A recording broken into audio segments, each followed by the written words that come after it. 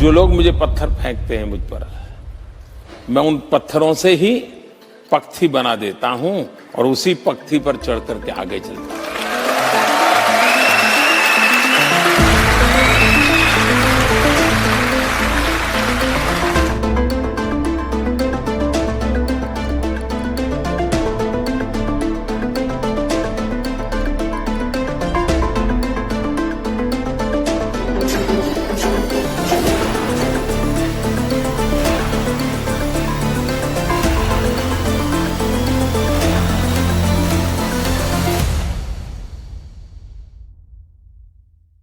नमस्कार, बहुत बहुत स्वागत है आपका एनडीटीवी की इस विशेष पेशकश में। मैं आपके साथ हूं सुमित अवस्थी। आज अपना बचपन बहुत याद आ रहा है।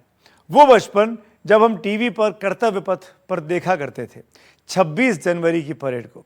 तब वो राजपथ हुआ करता था।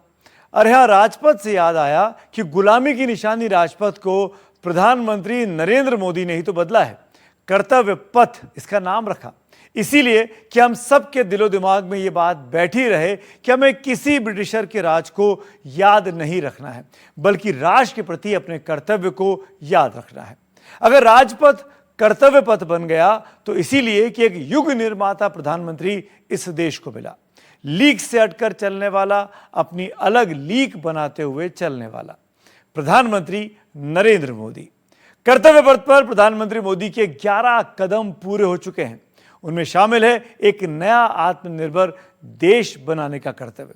इनमें शामिल है एक नई संसद बना देने का कर्तव्य, सेंट्रल विस्टा का कर्तव्य, नेशनल वॉर मेमोरियल बनाने का कर्तव्य। इसीलिए तो प्रधानमंत्री नरेंद्र मोदी सबसे अलग दिखते हैं।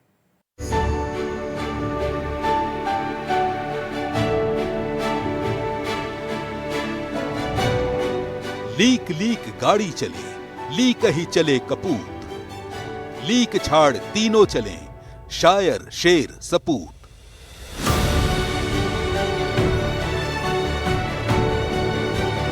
प्रधानमंत्री नरेंद्र मोदी एक ऐसी शख्सियत का नाम है जो लीक छोड़कर चलते हैं, जो एक कवि हैं, यानी शायर, जो साहस का दूसरा नाम है, यानी शेर, जो दुनिया के सबसे ताकतवर नेताओं में शामिल होने के बावजूद अपनी मां के सामने जब जाते थे तो बिल्कुल बच्चे की तरह। आखिर यही तो सपूत होने का लक्षण है। प्रधानमंत्री नरेंद्र मोदी एक साथ 4 माताओं के बेटे हैं। अपनी मां हीराबा के, अपनी पार्टी बीजेपी के, अपनी गंगा मैया के और इन सब से आगे अपनी भारत माता के। क्या मां की सेवा कभी कृपा हो सकती है?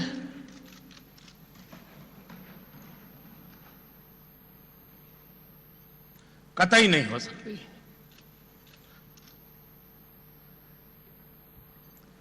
जैसे भारत मेरी मां है, वैसे ही भाजपा भी मेरी मां है।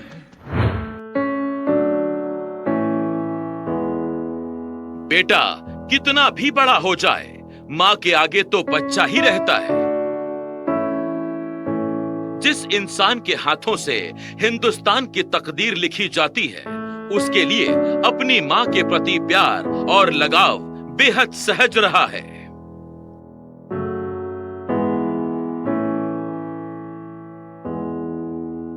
जैसे मां अपने छोटे बच्चे के बाल बिखेर देती है, वैसे ही हीराबा भी करती थी। रिश्तों की मिठास उस 100 रुपए से टपकती थी जो एक मां अपने प्रधानमंत्री बेटे के हाथों में रख देती थी।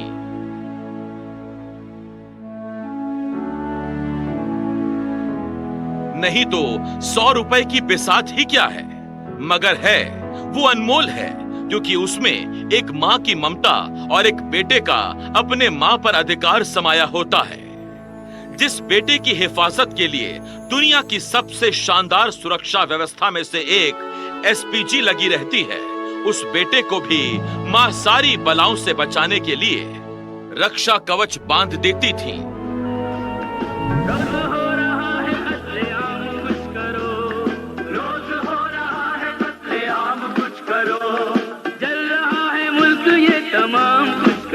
प्रधानमंत्री नरेंद्र मोदी उस वक्त राजनीति में बेहद सक्रिय और व्यस्त हो चुके थे जब बीजेपी के तिरंगा यात्रा में 1992 में श्रीनगर गए थे।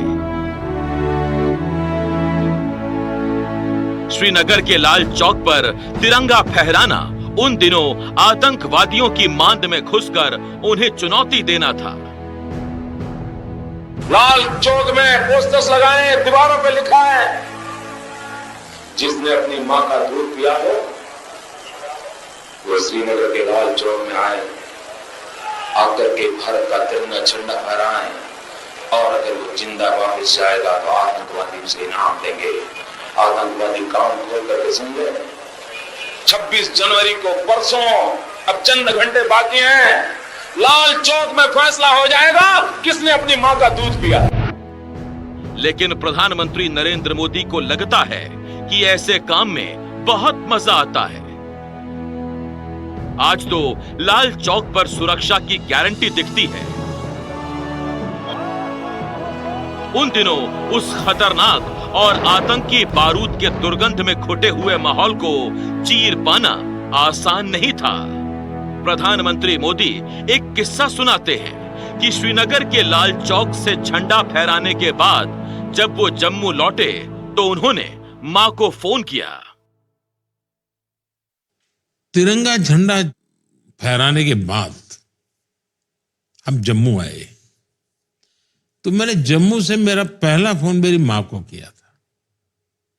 मेरे लिए वो एक खुशी की पल थी और दूसरा मन में था कि मां को चिंता होती होगी कि ये गोलियां चली हैं और ये कहां गया है। तो मुझे याद है कि मैंने पहला फोन मां को किया था। मुझे उस फोन का महात्म्य आज समझ आता है। वैसा मुझे फीलिंग और मैं कहीं आया नहीं। मां ममता का सबसे बड़ा प्रतीक है। मां मनुष्यता की सबसे बड़ी पदवी है।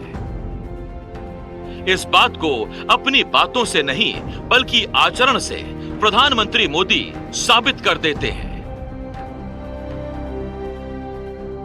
100 साल की बूढ़ी मां अपने बेटे को यह सीख देती हैं कि जिंदगी कैसे जीनी चाहिए।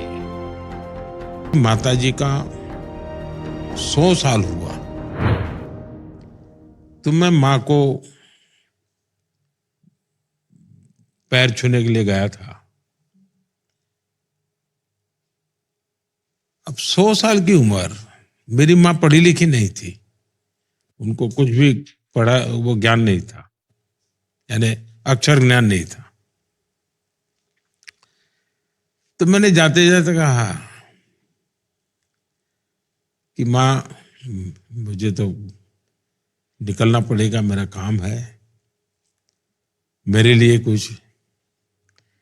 तो मैं हैरान था, मेरी मां ने 2 वाक्य कहे, बड़े ही, यानी एक जिसको कभी स्कूल का दरवाजा नहीं देखा वो मां कहती है, काम करो बुद्धि से, जीवन जियो शुद्धि से। अब ये वाक्य उनके मुंह से निकलना, ये मेरे लिए बड़ा, यानी एक प्रकार से बहुत बड़ा खजाना था।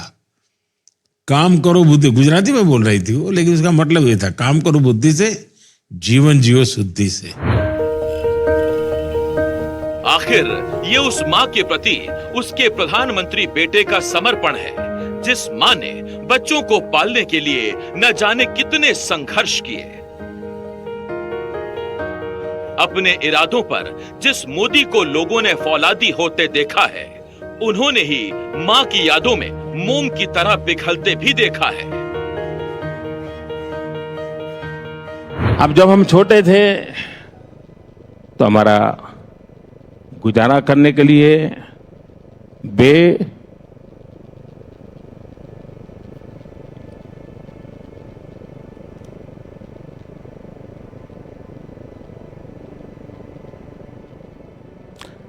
अड़ोस पड़ोस के घरों में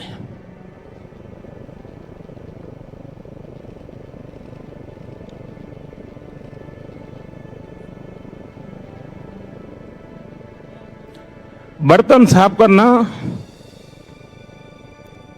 पानी भरना, आप कल्पना कर सकते हैं कि एक मां ने अपने बच्चों को बड़ा करने के लिए कितना कष्ट उठाया होगा। माँ के कदमों की धूल जिंदगी में नेमत के फूल खिला देती है ना। माँ वाकई महान होती है। आप सोचिए कि जिस नेता के शब्दकोश में हार जैसा शब्द है ही नहीं, जो सिर्फ जीतना जानता है, उस प्रधानमंत्री नरेंद्र मोदी ने अपनी मां से कठोर अनुशासन सीखा था। सत्ता के चमकीले पथ पर चलने से पहले मां की उंगली पकड़कर जिंदगी की खुरदुरी जमीन पर चलना सीखा था। अगर प्रधानमंत्री मोदी को एक भावुक दिल मिला तो इसके पीछे एक मां की तपस्या काम कर रही थी। आखिर मां से बेहतर कौन जान सकता है कि बेटे का दिल है कहां और किसके लिए। ये बुजुर्ग माता जी को एक चेयर दे दीजिए भाई। ये माँ के आशीर्वाद से एक सच्चे दिल वाला बेटा ही कर सकता है कि चुनावी सभा में भाषण देते हुए लाखों की भीड़ में उस माँ को पहचान जाए जो बेहोश हो जाती है। जरा एसपी जी वाले, ये बच्ची एक तस्वीर लेके आई है, कब से खड़ी रही है, उसकी तस्वीर ले लीजिए। बेटा please write down your name and address. माँ के प्रति लगाव मानव मन की कमजोरी भी होता है और ताकत भी। मैं आपको चिट्ठी जरूर भेजूंगा। बड़ी बड़ी तारीफों और तोहफों से प्रभावित नहीं होने वाले प्रधानमंत्री नरेंद्र मोदी एक बच्चे की तरह खुश हो जाते हैं जब बात माँ की आती है।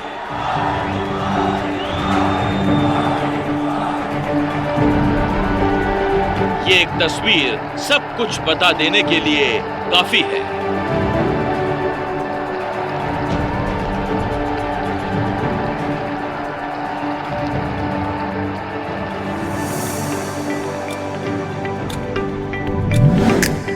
मां बेटे को प्रकृति से जोड़ती है,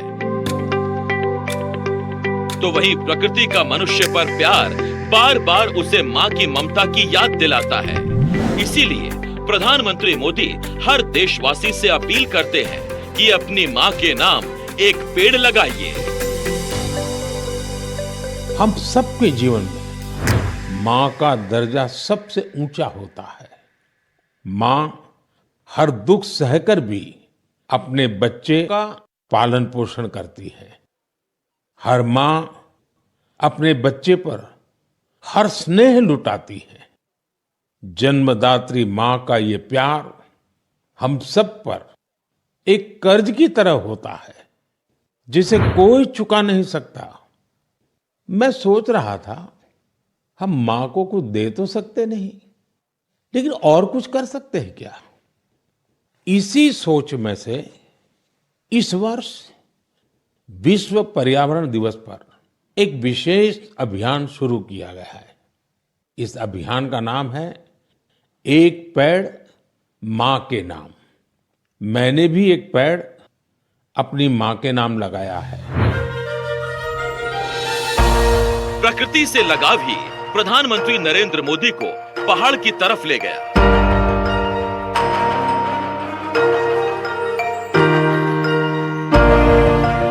हिमालय में उनकी साधना के दिन ने प्रधानमंत्री नरेंद्र मोदी को सुख दुख या खुशी गम में समान भाव में रहने की ताकत दी। इसीलिए प्रधानमंत्री मोदी ने तापस जीवन जीने के लिए भिक्षा मांगकर भी गुजारा किया। कंधे पर एक झोला लटकता था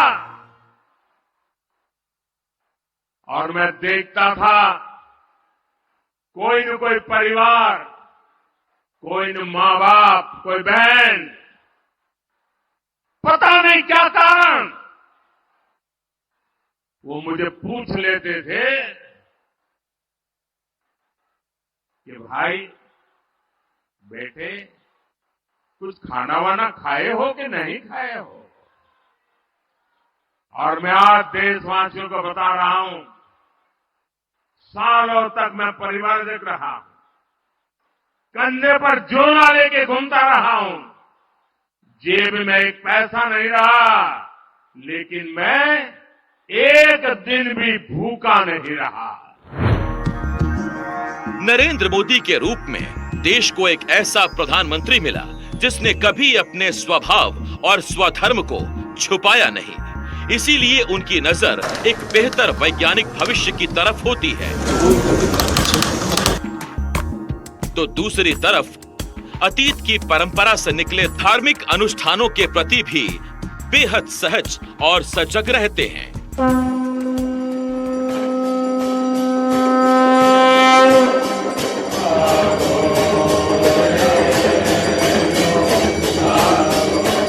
ये भी संयोग देखिए कि सोमनाथ की धरती से चलकर प्रधानमंत्री मोदी बाबा विश्वनाथ की पवित्र भूमि तक पहुंचे।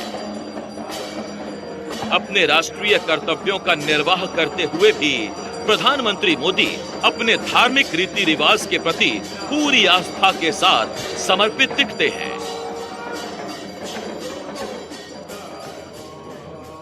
हिंदू को फिलोसफी में भी जो मंत्र है, उस मंत्र का विज्ञान से कोई न कोई नाता है, और विज्ञान होगा, प्रकृति होगी, उनसे कहीं न कहीं वो जुड़ा हुआ होता है।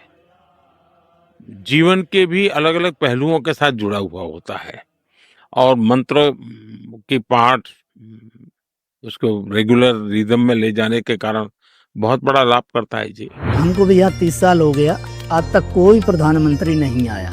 एक हमारे पहले ही प्रधानमंत्री हैं श्री नरेंद्र भाई मोदी जी के, जो ठाकुर जी के चरणों में आए। आते ही हम लोगों ने भी उनको हाथ जोड़ के वंदन किया, उन्होंने हम लोगों को भी प्रणाम किया, और उसके बाद ठाकुर जी के चरणों में उन्होंने सीधे हाथ जोड़ करके प्रणाम किया, सीढ़ियों पे अपना मस्तक रख करके। तो उनका भाव देख करके हम लोग भी बड़े बेहुबल हो गए। पीएम मोदी धर्म के पक्षधर हैं, लेकिन अंधविश्वास के उतने ही सख्त विरोधी। जब मैं गुजरात में मुख्यमंत्री बना, मेरे ध्यान में कोई 6 या 7 जगह ऐसी लाई गई कि वहां तो जा ही नहीं सकते। अगर वहां कोई जाता है तो बाद में वो मुख्यमंत्री रहता ही नहीं है, उसकी कुर्सी चली जाती है। मैंने बीड़ा उठाया, मैंने कहा मेरे दौरे में पहले ही साल में सारा पूरा कर दो। लेकिन आज योगी जी ने नोएडा का जो साथ ये जो टीका लगा था, उसको अपने बलबूते से हटा दिया। बहुत बहुत बधाई के पात्र हैं आप। एक काल्पनिक सवाल के बारे में जरा सोचिए, अगर मोदी राजनेता नहीं होते तो क्या होते? उनके विचारों को सुनिए तो आपको लगेगा कि मोदी धर्म और अध्यात्म की दुनिया में रम चुके होते। वैसे भी बचपन से उनका रुझान अध्यात्म की तरफ ज्यादा रहा, तो मोदी एक बड़े राजनेता की जगह हो सकता था कि सन्यासी या तपस्वी होते। लेकिन राजनीति भी तो तपस्या ही है। अगर इंसान में हिम्मत ना हो तो वो कोई बड़ा फैसला नहीं ले सकता, कड़ा कदम नहीं उठा सकता। प्रधानमंत्री नरेंद्र मोदी में साहस की कोई कमी नहीं है, और वो साहस उन्हें दूसरे नेताओं से अलग भी बनाता है।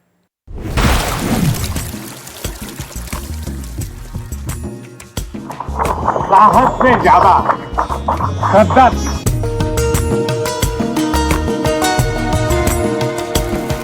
ये साहस ही उनको ऐसे कदम उठाने के लिए हौसला देता है जो जोखिम भरे होते हैं। तो सवाल है, क्या प्रधानमंत्री मोदी को मृत्यु से डर नहीं लगता?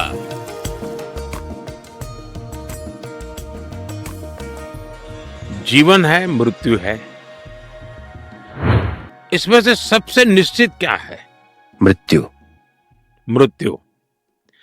अब मुझे बताइए, आपने मुझे सही जवाब दिया कि जन्म के साथ जो जन्म लेता है वो मृत्यु है।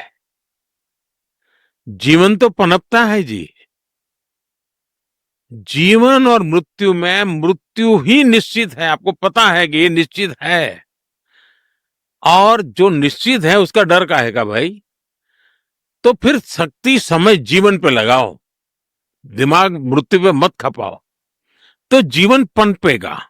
जो अनिश्चित है वो जीवन है। फिर उसके लिए मेहनत करनी चाहिए, उसको स्ट्रीमलाइन करना चाहिए, स्टेजेस बाय स्टेजेस उसको अपग्रेड करते जाना चाहिए, ताकि आप मृत्यु जब तक ना आए तब आप जीवन को फुल बहार में खिला सको। और इसलिए दिमाग में से मृत्यु निकाल देना चाहिए।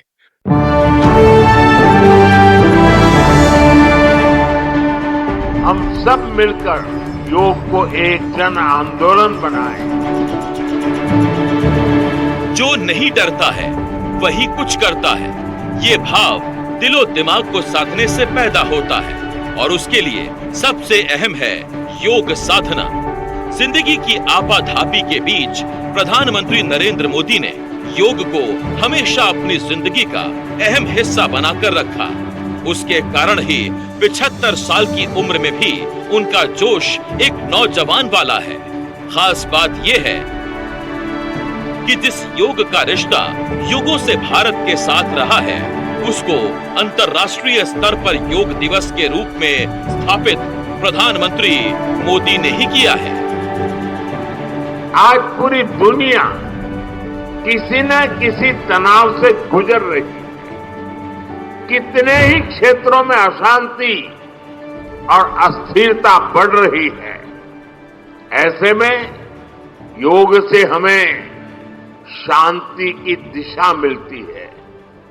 Yoga is the pause button that humanity needs to breathe, to balance, to become whole again.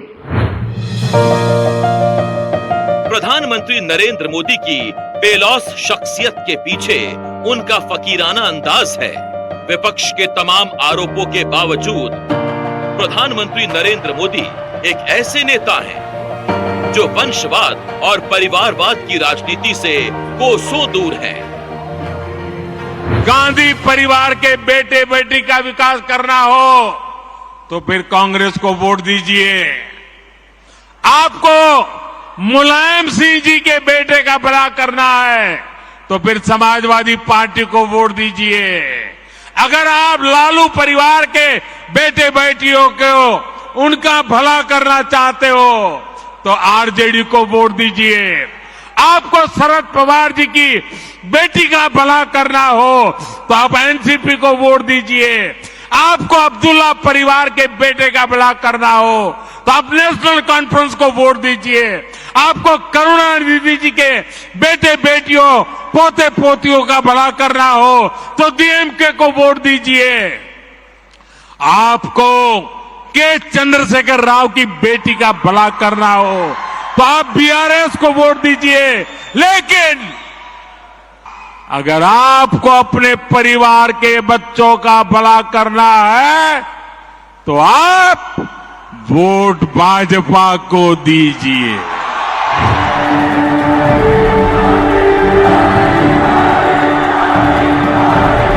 लेकिन लोकतंत्र की यही तो खूबसूरती है कि बचपन में चाय बेचने वाला एक शख्स देश का प्रधानमंत्री बन गया।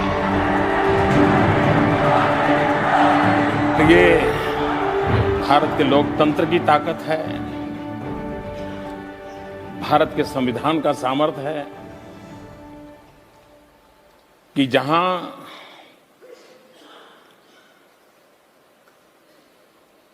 एक ऐसा एहसास होता है कि वरना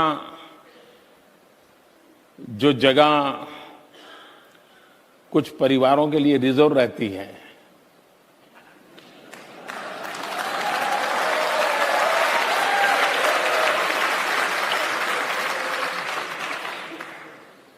और लोकतंत्र में अगर जनता जनार्दन जो ईश्वर का रूप है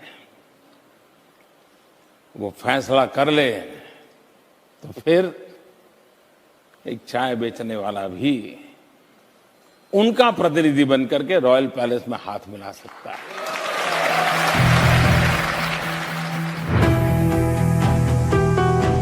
विपक्ष का आरोप होता है कि परिवारवाद तो बीजेपी में भी है, क्योंकि वहां भी कई नेताओं के बेटे बेटी आज कई बड़े पदों पर बैठे हैं। इसे प्रधानमंत्री नरेंद्र मोदी वंशवाद से अलग क्यों मानते हैं, इसको संसद में ही बता चुके हैं। हम परिवारवाद की चर्चा वो करते हैं जो पार्टी परिवार चलाता है, जो पार्टी परिवार के लोगों को प्राथमिकता देती है, जो पार्टी के सारे निर्णय परिवार के लोग ही करते हैं, वो परिवारवाद है। न राजनाथ जी की कोई पॉलिटिकल पार्टी है, न अमित शाह की कोई पॉलिटिकल पार्टी है। और इसलिए जहां एक परिवार को पार्टियां लिखी जाती हैं, वो लोकतंत्र में उचित नहीं है। प्रधानमंत्री नरेंद्र मोदी के लिए राजनीति ही पूरी जिंदगी नहीं है।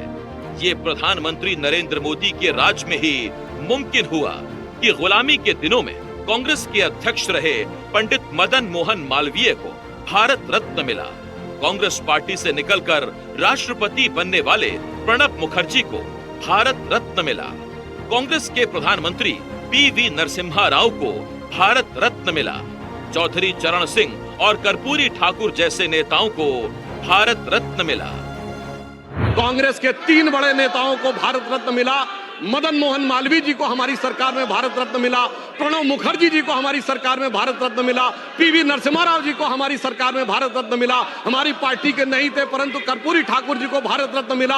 और कांग्रेस के नेता एससी जमीर और तरुण गोगोई जी को पद्म अवार्ड मिला। दूसरी तरफ नेहरू जी ने क्या किया, न किसी से अवार्ड मिला। अरे भाई, दूसरी पार्टी छोड़िए, अपनी पार्टी के सरदार पटेल और बाबा साहब अंबेडकर को भी नहीं दिया। उन्होंने अपनी सरकार से खुद को भारत रत्न ले लिया। यानी एक मोदी जी जिन्होंने सबको भारत रत्न दिया और एक उनकी सरकार जिसमें खुद को भारत रत्न मिल गया। भारत रत्न हिंदुस्तान का सबसे बड़ा नागरिक सम्मान। जैसे नेहरू जी ने खुद को दे दिया था, इंदिरा गांधी ने भी खुद को दे दिया था, वैसे ही प्रधानमंत्री नरेंद्र मोदी भी चाहते तो खुद को देते। लेकिन सरकार सिर्फ सत्ता की धमक से नहीं चलती, सरकार लोक लाज से भी चलती है। सरकार चलाने वाली पुरानी कड़वाहटों की लाश अपने कंधों पर लेकर चलेगा तो नया भविष्य नहीं बन सकता है। प्रधानमंत्री नरेंद्र मोदी का व्यक्तित्व इसका सबूत है। वह अतीत के पन्नों में उलझने की जगह बेहतर कल का नया व्याकरण लिखने में यकीन रखते हैं। योग्यता और क्षमता से भरे विरोधी नेताओं के सम्मान में भी प्रधानमंत्री मोदी कोई कोताही नहीं बरतते। एक वक्त में बीजेपी के विरोधी रहे पूर्व प्रधानमंत्री चंद्रशेखर की तारीफ करने में भी प्रधानमंत्री मोदी ने कभी कंजूसी नहीं की। कि उनकी विदाई के करीब 12 साल बाद आज भी चंद्रशेखर जी हमारे बीच में उसी रूप में जीवित है।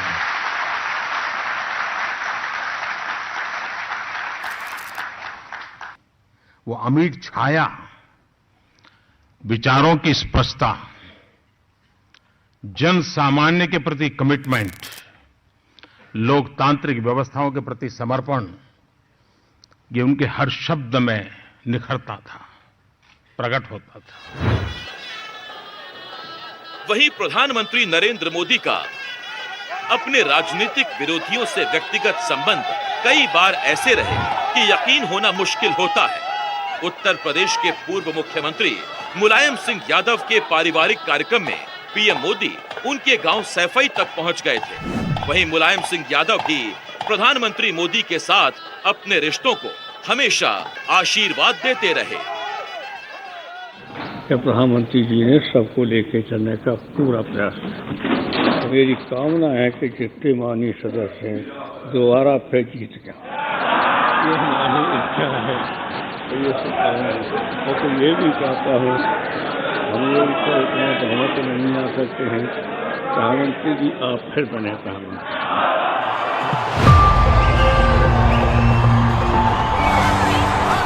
प्रधानमंत्री नरेंद्र मोदी के व्यक्तित्व का जादू सिर्फ देश में ही नहीं बल्कि विदेश में भी लोगों के सिर चढ़कर बोलता है।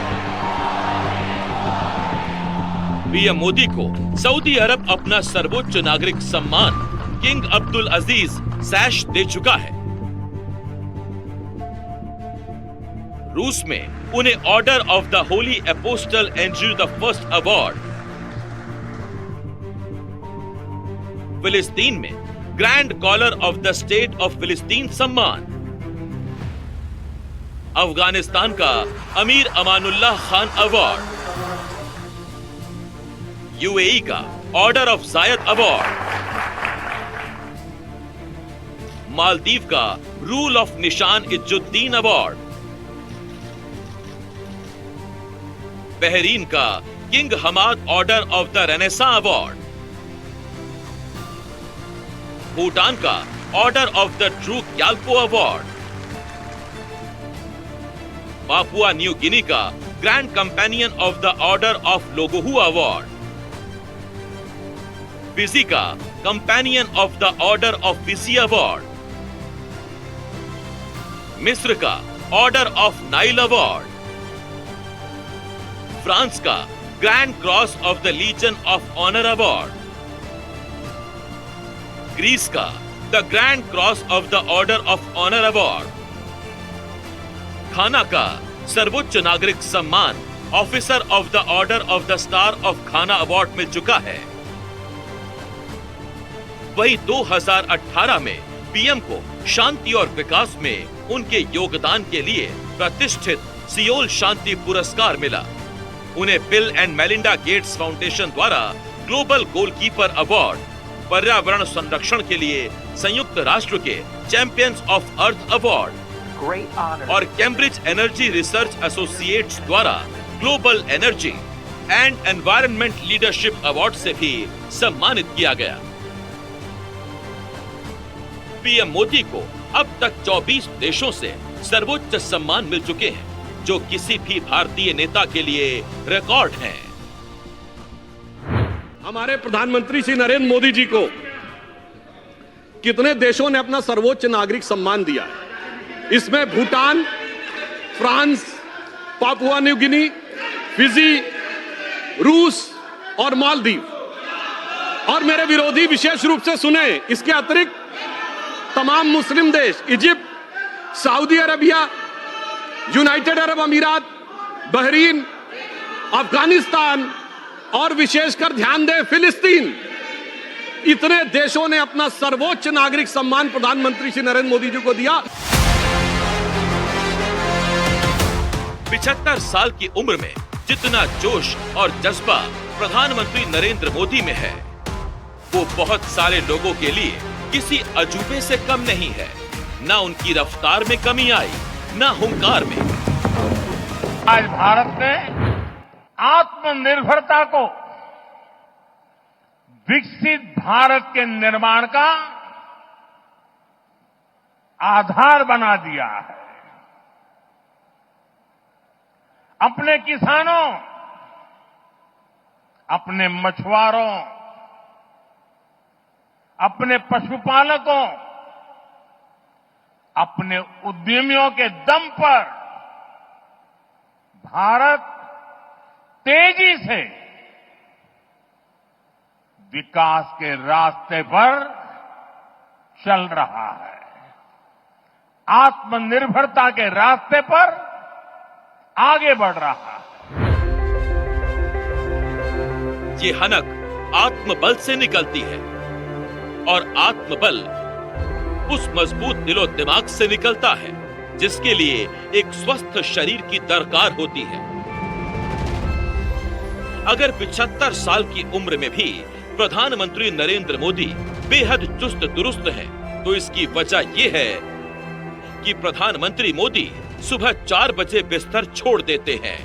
उसके बाद योग, सूर्य नमस्कार और ध्यान करके वो खुद को ऊर्जावान बनाए रखते हैं। योग के बाद थोड़ी देर अपने आवास में ही उन्हें टहलना भी पसंद है। प्रधानमंत्री मोदी को सुबह सुबह टहलने की आदत मुख्यमंत्री रहने के समय से ही है। इसके बाद वो अपने कामकाज में इस कदर मशगूल रहते हैं कि आधी रात तक फुर्सत नहीं होती। इस चक्कर में प्रधानमंत्री मोदी 3.5 या 4 घंटे से ज्यादा सो भी नहीं पाते। मतलब 7 घंटे तो सोना एक अमूमन एक शरीर को चाहिए।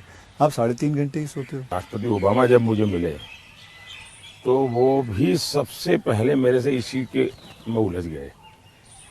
बोले मोदी जी क्यों ऐसा करते हैं?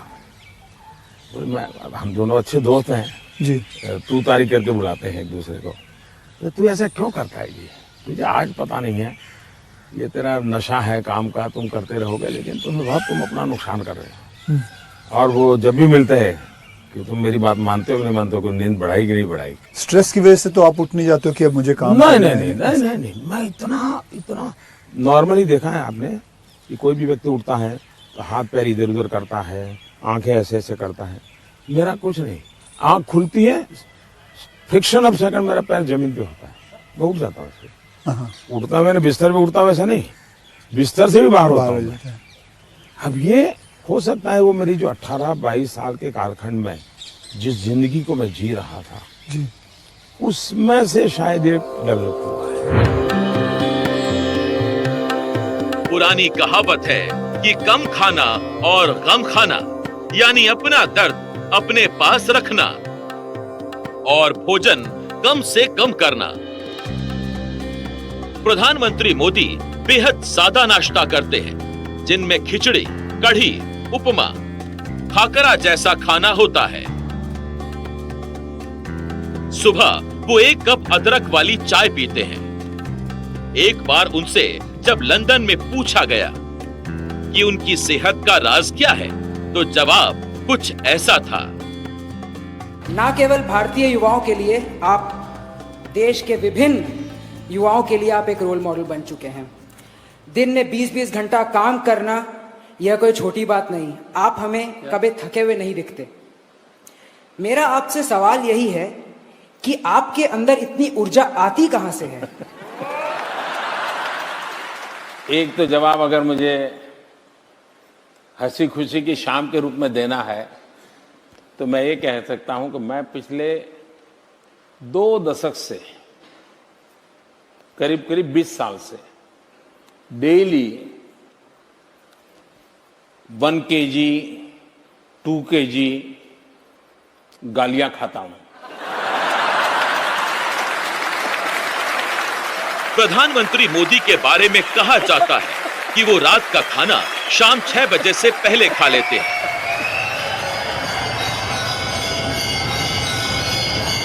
वहीं नवरात्र के 9 दिनों तक साल में 2 बार वो बिल्कुल अनाज नहीं खाते। प्रधानमंत्री मोदी की कोशिश होती है कि उनके साथ ही पूरा हिंदुस्तान भी सेहतमंद हो। इसीलिए वो खाने के तेल में 10% कटौती की बात करते हैं। अपने खाने में कैसे हम कम से कम 10% ऑयल कंजम्पशन कम करें, इसके लिए जागरूकता फैलानी है। ऑयल की खपत कम करना, अनहेल्दी डाइट से बचना और योग करना, ये बेहतर फिटनेस की जड़ी बूटी है। एक बार संसद में अटल बिहारी वाजपेयी ने पूछा था कि आदमी को जीने के लिए कितनी दौलत चाहिए। फिर कहा कि सब ठाठ धरा रह जाएगा जब लाद चलेगा बंजारा। यही असली जीवन दर्शन है। यही प्रधानमंत्री नरेंद्र मोदी का भी जीवन दर्शन है। इसीलिए 13 साल तक गुजरात जैसे राज्य का मुख्यमंत्री और 11 साल से लगातार देश का प्रधानमंत्री होकर भी मोदी जी के पास न अपना घर है न अपनी कार है। आज के जमाने में भी उनकी कुल चल अचल संपत्ति सिर्फ 3 करोड़ रुपए के आसपास है। जब वो 2014 में प्रधानमंत्री बनकर दिल्ली आ रहे थे तो गुजरात का सीएम रहते हुए अपनी तनख्वाह के 21 लाख रुपए एक ट्रस्ट में जमा करवा दिए। उन्होंने ये रकम क्लास 4 के सरकारी कर्मचारियों की बेटियों की पढ़ाई खर्च के लिए दान दे दी थी। भारत की परंपरा में कबीर बसते हैं, जिन्होंने कहा था, साईं उतना दीजिए जामे कुटुंब समाए, मैं भी भूखा ना रहूं साधु न भूखा जाए। ये भाव सादगी से आता है। अपने संघर्ष के दिनों में लोगों ने प्रधानमंत्री नरेंद्र मोदी को हाफ बाह के कुर्ते में देखा है। बाद में मुख्यमंत्री और प्रधानमंत्री बनने के बाद भी वो आधी बाह का कुर्ता अक्सर पहनते रहे हैं। पीएम मोदी के कारण हाफ कुर्ता खुद में एक ब्रांड बन गया। आदमी की पोशाक, आदमी का व्यवहार और आदमी का परिश्रम सब चीजें कंट्रीब्यूट करती हैं ब्रांड बिल्डिंग में।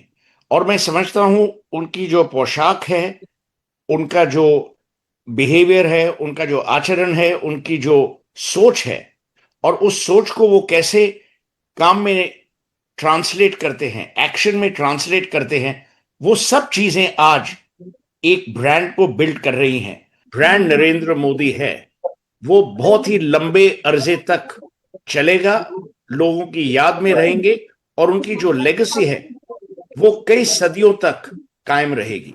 ठीक है, मान लीजिए आपके पास बहुत छोटी 2 हेक्टेयर जमीन है, तो छोटा सा टुकड़ा प्रयोग करना चाहिए, बाकियों में नहीं करना चाहिए। प्रधानमंत्री मोदी के लिए समाज का कोई भी तबका अछूता नहीं होता। ये बात नहीं है किसान आज का। जिस सहजता से वो किसानों से मिलते हैं, उसी सहजता से वो फिल्मी सितारों से भी मिलते हैं।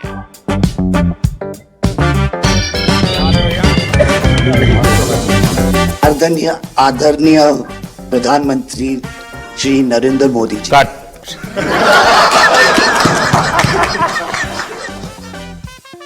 जब राज कपूर के 100 साल के कार्यक्रम के लिए कपूर खानदान के लोग उनके पास पहुंचे, तो पीएम मोदी का उनसे संवाद रिश्तों की मजबूती का एहसास दिला रहा था।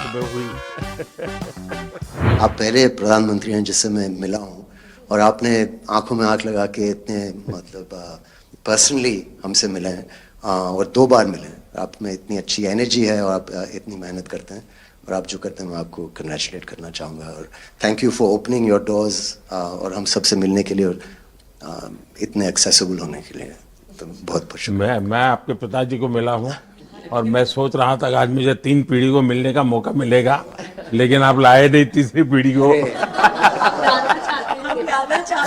साबरमती का संत तूने कर दिया कमाल। बेहतरीन सुझाव था प्रधानमंत्री जी का। फिल्में संचार और संवाद का एक मजबूत माध्यम है, ये बातें जानते सभी हैं, लेकिन इसको अमल में पीएम मोदी ले आए। यार गांधी 150 के संबंध में कुछ महात्मा गांधी के व्यक्तित्व से जन जन को जोड़ने के लिए फिल्मी दुनिया का सहारा लिया, तो वहाँ मोदी के सहज व्यवहार का कायल बॉलीवुड के तमाम दिग्गज भी हो गए। पहली बार मोदी जी से मिला हूँ लखनऊ में। He is one person who is absolutely patriotic at heart. छाती उनकी 56 इंच की, हमारी तो 60 इंच की हो जाती है जब उनका रिस्पॉन्स हम देखते, जो उनको ओवरसीज टूर पे मिलता है, यहाँ पे भी जो उनको रिस्पॉन्स मिलता है। 14 साल के क्रिकेटर वैभव सूर्यवंशी से मिलना हो, आप लोग पूरा 10 गेम जीत के आए हो, ये तो होता रहता है, या वर्ल्ड कप फाइनल में हार चुकी टीम इंडिया को हौसला देना, पीएम मोदी वहां भी एक अभिभावक के रूप में मौजूद रहते हैं।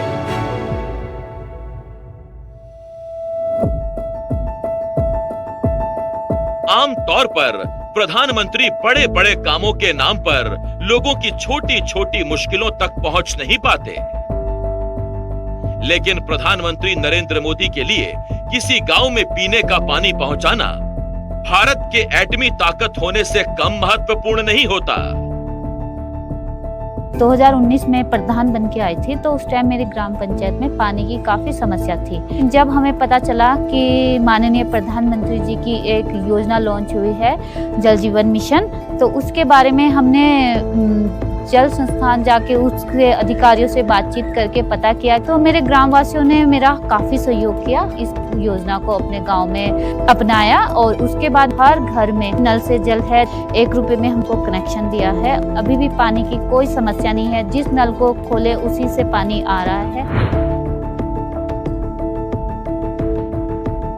बच्चों के प्रति प्रेम उन्हें लाल किले के प्राचीर से भाषण देने के बाद बच्चों के बीच ले जाता है,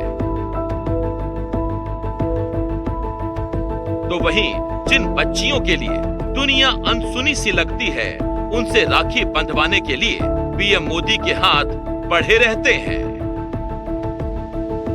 मोदी जी ने इतनी अच्छी तरह से अपने आप को लोगों से मिलवाया, और लोगों का एक एक का इंट्रोडक्शन लिया, उनके बारे में जाना, बच्चों के बारे में, क्या सब्जेक्ट्स उनके बारे में, क्या स्पोर्ट्स में उनको क्या इंटरेस्ट है, आगे क्या करना चाहते हैं, और हम लेडीज थे, हम लोगों से भी बहुत अच्छी तरह से मिले, सबको उन्होंने टाइम दिया।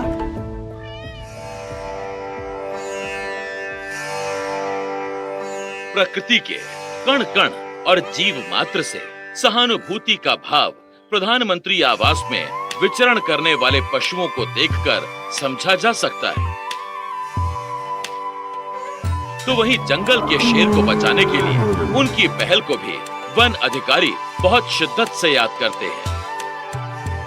2007 में लायन की पोचिंग हुई, तो पोचिंग होने के बाद मुख्यमंत्री मोदी साहब जो है शासन विजिट किया। उन्होंने एक टास्क फोर्स बनाया इंक्वायरी के लिए, और वो पोचर को जहाँ कायम कर रहे थे उनको जो है कैप्चर किया गया। अब कैप्चर करने के बाद कैसे प्रूव किया जाए, तो उन्होंने पूरी साइंटिफिक ढंग से इन्वेस्टिगेशन कराया। ये पूरा मोदी साहब के डायरेक्शन से ही पूरी टीम फॉर्म की गई। तो उनके इक्विपमेंट और उनके नेल को लेकर के उसको जो है फोरेंसिक लैब में दिया गया। फोरेंसिक लैब के टेस्ट से एस्टैब्लिश किया गया कि लायन की पोचिंग में ये लोग इन्वॉल्व हैं। तो ये पहला केस है पूरे कंट्री लेवल पर कि उस लेवल का जो कि कहिए कि जेनेटिक लेवल पर स्टडी कर करके क्रिमिनल को का क्राइम प्रूव किया गया और उनको कोर्ट में प्रोसिक्यूट किया successfully and they were in prison. सफर में धूप तो होगी, जो चल सको तो चलो, सभी ये भीड़ में तुम भी निकल सको तो चलो। एक बार संसद में इस शेर को प्रधानमंत्री नरेंद्र मोदी ने पढ़ा था। अपने 75 साल के अब तक के जीवन में सफर में पीएम मोदी ने धूप, शीत, पानी, पत्थर सब झेले हैं, और इससे निखरा है वो विलक्षण व्यक्तित्व जिसके जादुई नेतृत्व का लोहा दुनिया मानती है, जो सबके बीच होकर भी सबसे अलग है, प्रधानमंत्री नरेंद्र मोदी।